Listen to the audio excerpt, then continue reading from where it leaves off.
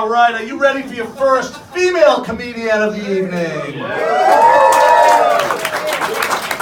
Make some noise for the lovely Ailey Slater.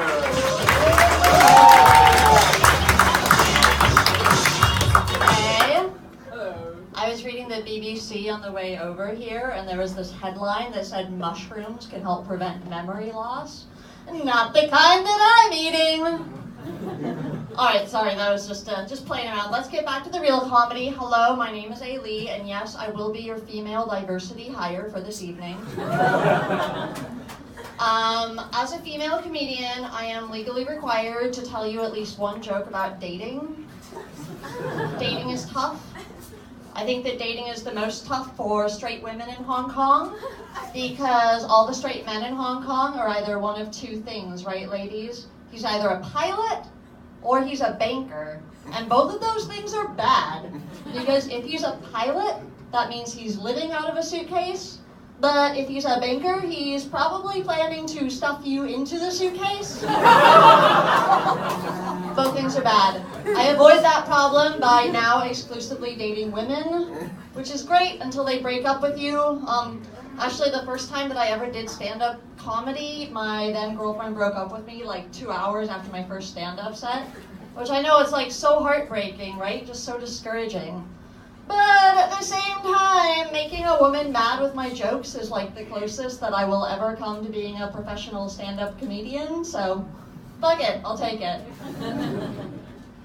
Anyways, when she broke up with me, she told me that I liked going out too much, I liked having too much fun. She said that I should be more mature, I needed to get my priorities straight. She said that I should make a list of the goals in my life. So what did I do? I got really, really stoned, watched a bunch of Game of Thrones, and then I wrote this song.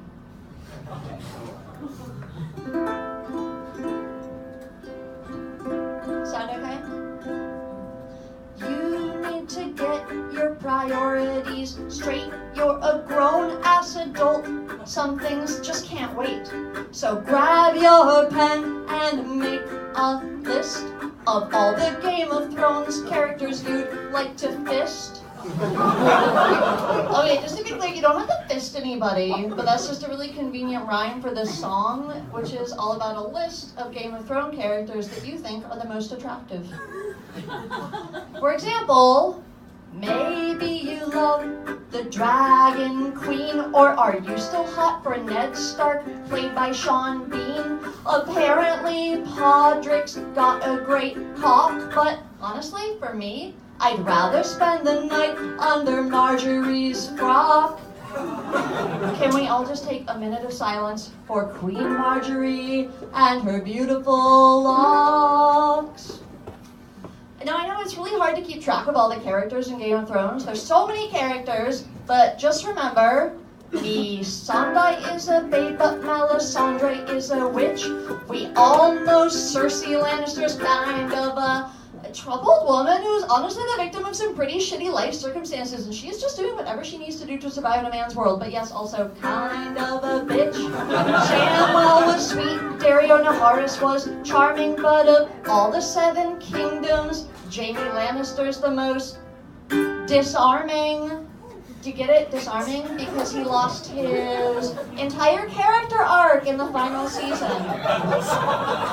Speaking of which, Brienne of Tarth is tall and strong, the Hound is a lovable rogue. Ser Jorah's got that BDE, that stands for Big Daddy energy. He'll follow you around the globe. Oberon was hot till Zombie Mountain crushed his brain. But of course the cutest couple, who do you guys think is the cutest couple in Game of Thrones? Jon Snow and Tormund Giantsbane. Look at me, I've got my priorities straight. It's a list of fictional characters I'd most like to date. So don't tell me I'm not mature, girl, you don't get a say. And besides, I'm saving myself for Arya Stark, who is totally supposed to be gay. So if someone breaks up with you because you like having fun, do not try to argue, just turn and run. Life's much too short to leave your wild oats unsown. At least that's what I learned from watching Game of Thrones. the song. You can relax now if you want. You don't have to talk. Yeah, so I'm a songwriter. I'm also a copywriter professionally. I love language. I love words. But, words can be kind of difficult sometimes. Like, I have this other friend who's a writer, and she challenged me to describe customer service in Hong Kong using just one word. I told her, cannot.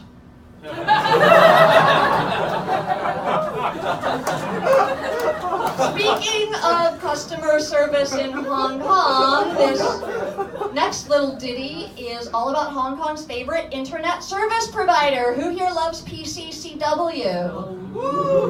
All right, well, this one's for you. PCCW, go fuck yourself. My router sits flashing red up on the shelf. Why am I paying for your shitty internet when it always cuts out just when I'm getting wet? Oh, PCCW, go fuck yourself. Now, the astute among you may have realized that you are listening to a ukulele song about masturbating when the internet keeps cutting out. So if you're offended by this subject material, then please stop inviting me to play your children's birthday parties. Coming home from work and I'm feeling pretty sweet. Got some super hot videos queued up on my red tube feed. Open the laptop and what do I find? The Wi-Fi's out again, I'm fucking losing my mind. PCCW, go fuck yourself. My router sits flashing red up on the shelf. Why am I paying for your shitty internet when it always cuts out just when I'm getting wet? Oh, PCCW, go fuck yourself. Call up your hotline, there's nobody there, just a robot repeating the phrase, PCCW cares. No, if you really cared, then you wouldn't leave me hanging just when I'm getting down with some autoerotic banging.